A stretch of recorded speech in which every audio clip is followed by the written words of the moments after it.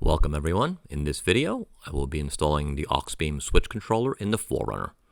I will show you the tools and parts I used, how to mount it, and how to wire it, and the benefit of using this controller over the Switch Pros or similar controllers. Stick around. I have the Auxbeam controller sitting here. I did a whole video on how to wire this up. I'll put a link down below if you need help with that. We also have another piece here from a company called Overland equipped, and it has two mounting points that'll mount to the inner fender, and that'll secure the control box and the circuit breaker. We're going to install that Overland equipped shelf here adjacent to this fuse box. Those two relays here will now disappear because the control box for the Auxbeam has internal relays. The wiring here will also disappear. That'll go directly into the control box as well. All the extra wiring that's tucked in from the ditch lights will also disappear.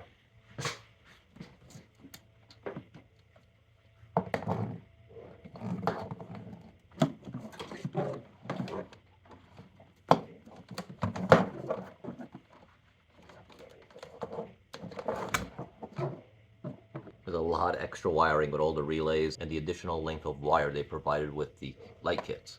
You can see from here and here. This piece, as I said, is custom made for the 4Runner. There are two threaded bolts in the inner fender here, and there are two threaded bolts down low. So everything will hopefully line up, we'll see. Before I bolt this up and mount it, I'm going to put the controller box on here to make sure I don't need to drill any additional slots out. This was actually designed for the Blue Seas relay box, not for the Auxbeam. So I'm going to make sure the Auxbeam is going to fit correctly before I bolt it down. I put the Auxbeam control box onto the mounting shelf, as well as a circuit breaker, and I marked them up here. I'm going to be using this tool, which is a rivet nut, and install it underneath so I can put bolts in instead of just screws or self-tapping screws. That is actually a rivet nut right here, and we're going to use M6 bolts. So these are the M6 rivet nuts to match.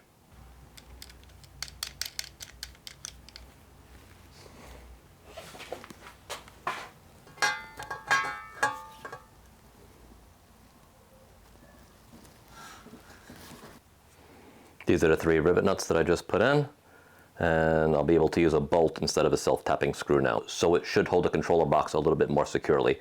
Ideally, I would have put one down here as well, but unfortunately with this cutout right here, I wasn't able to put another hole. That's why I wanted to use the rivet nuts, and I'll use a little Loctite as well. Auxbeam control box and the circuit breaker is installed on the Overland equipped mount. So I'm just wanted to see how everything fit and looked, and I'm gonna get ready to install it in the vehicle now. I cut the relay out for the ditch lights, and this is what I'm left with. I have a positive and a negative wire coming from each light. That'll be the same for the light bar as well. So what I need to do is put the two reds together, or two positives together, and then put the two negatives together, and they're going to be inserted into the control box for the Auxbeam. Instead of just twisting them and putting them in, I'm going to be using these Ferrule terminals. I don't know if the camera's going to pick that up. But the wires will insert inside here, and then there's a special crimping tool that'll crimp the wire on that can be inserted as one, and it's more of a secure connection. Here's a larger one of the Ferrule terminals. So it's hollow on the inside, and the wires fit right through, and then the metal part here gets crimped. So the wires actually get crimped into the metal nose, and then it gets inserted into the control box.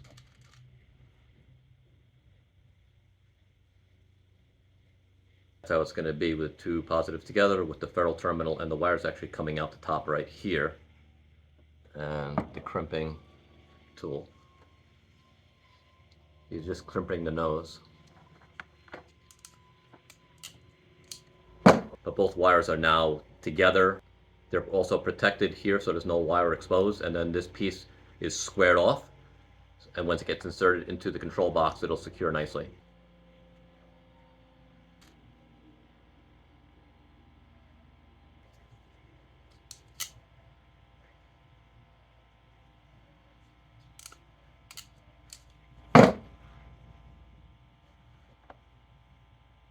Before we route those wires and connect them to the control box, I'm going to get into the relay fuse box here first. I'm going to locate the fuse that I want to tap into, and then I'm going to run this up to the control box, and that'll actually power the control box when the key is in the on position. I have all the wires run and prepared. I just have to run them up through here to connect to the control box. Once we get that done, we can mount this and button this up.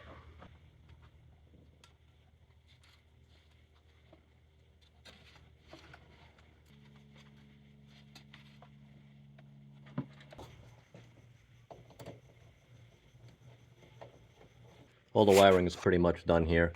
I'm using the 5 amp circuits.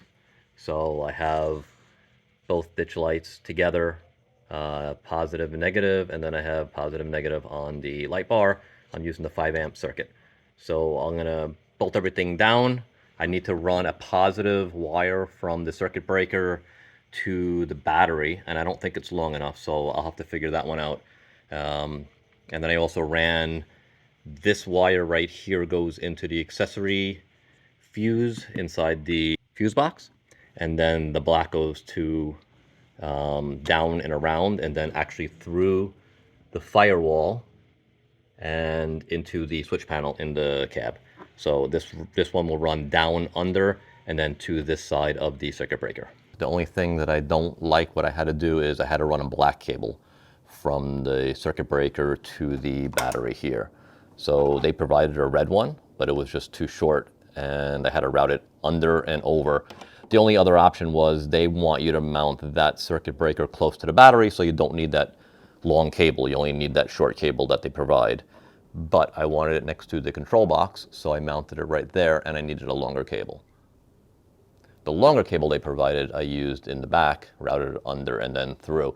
So I have my ditch lights in the first slot, I have the light bar in the second slot, and I still have 6 available circuits that I can use for future accessories. Let me put the covers back on so I can show you how the final product looks, and then we'll go into the cab and I'll show you how the switch panel is mounted. This is the final product of the Auxbeam in the engine compartment. I'm very happy with the ease of install, the operation, and the price point. This is the wire from the control box in the engine compartment.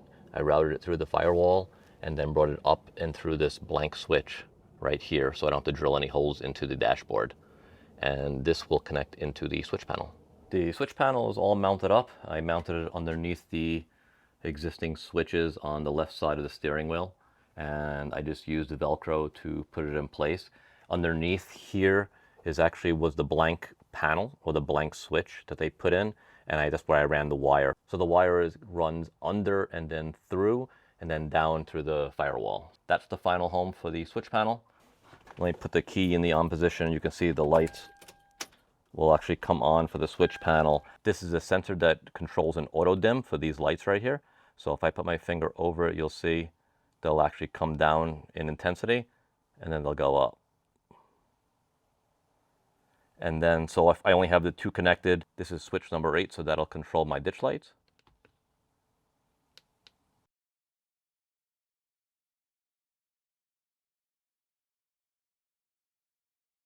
And this will control my light bar for switch number 7.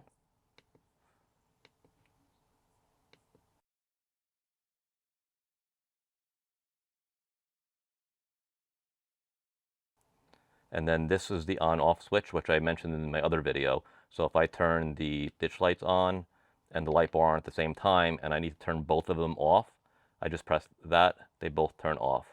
And then if I want them back on, they both turn on. This switch will remember what accessories you had on, and it'll turn them on and off together. So off, on, and then I can turn them off individually from that point. So this is all additional wire that was tucked away in the wheel wells and under the hood, as well as the switches that came with the light kits. I think I just lightened the 4Runner up by about 4 pounds.